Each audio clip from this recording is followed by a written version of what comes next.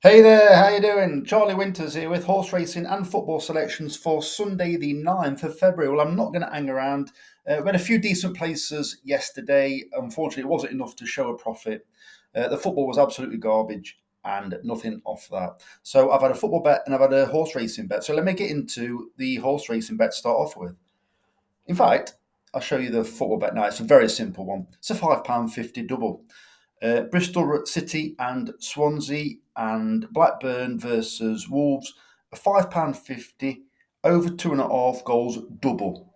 £5.50 on, £18.90 return. If that comes in, it pays for the day. Well, sorry, if that comes in, it pays for the day. It's £10.50 staked. It would be £18.90 return if the football bet comes in, and then anything off the horse racing. So the horse racing it's a 10 pence each way, lucky 15, and I've had 25 pence each way singles. I've hung around until the best odds guaranteed for Sky Bet. So I don't care what price the drift to now. So let me get into it. So the first selection is Welcheston Warrior at 25 to 1 in the 120 at Chepstow. Um, so I do agree. Once again, I don't wait for his videos to come out, but while I was picking them, I'd already selected this one. So Welcheston Warrior 25 to 1 in the 120 at Chepstow. I do believe it's got enough experience compared to some of its rivals that are looking for that third place.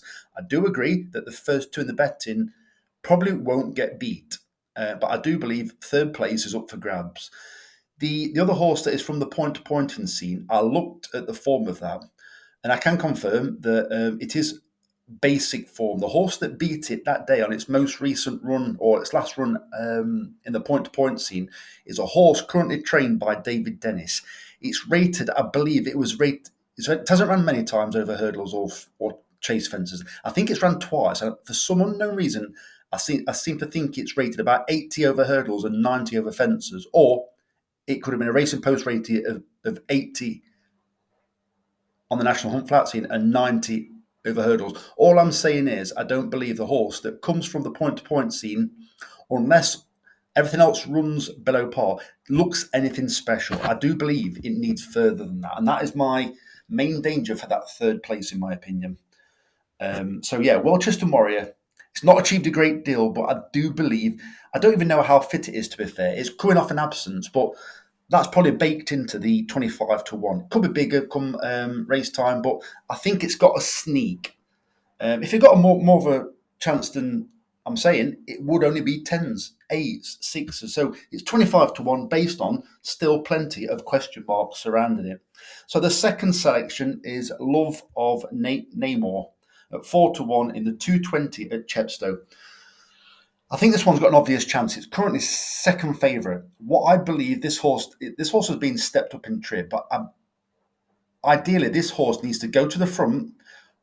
Ideally, not get pressured. There are a couple that could lead, but one of them is also stepping up in trip, and I'm not convinced that other horse will want to take this horse on for the lead. So ideally, it's trained by Robbie Llewellyn. I do believe he's a Welsh trainer, I think, or around the borders somewhere. So this is his kind of relatively local track. So yeah, this horse should go straight to the front. I hope they leave it alone, and then it can run its race. And I do believe it will want this step up in trip. It comes from a family that do. I think this is also the horse where Robbie Llewellyn, I think, trains a full brother. Don't quote me on that, but quote me on the rest of it, where if it gets an easy lead in front, it could be hard to beat. The third selection is Credo at 9 to 2 in the 3 o'clock at Exeter. I do believe there are plenty of question marks over a lot of the other horses in this race. I just listened to a noise and I don't know what that noise was.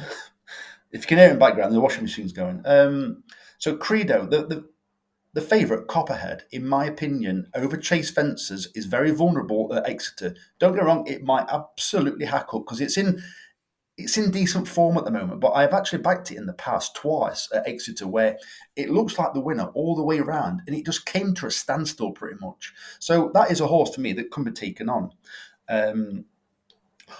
If I was betting like I used to in the past, I would probably lay the favourite for a very short amount on the place market for the first three. I don't know, you might get I don't know what price it is now. Let's say it's.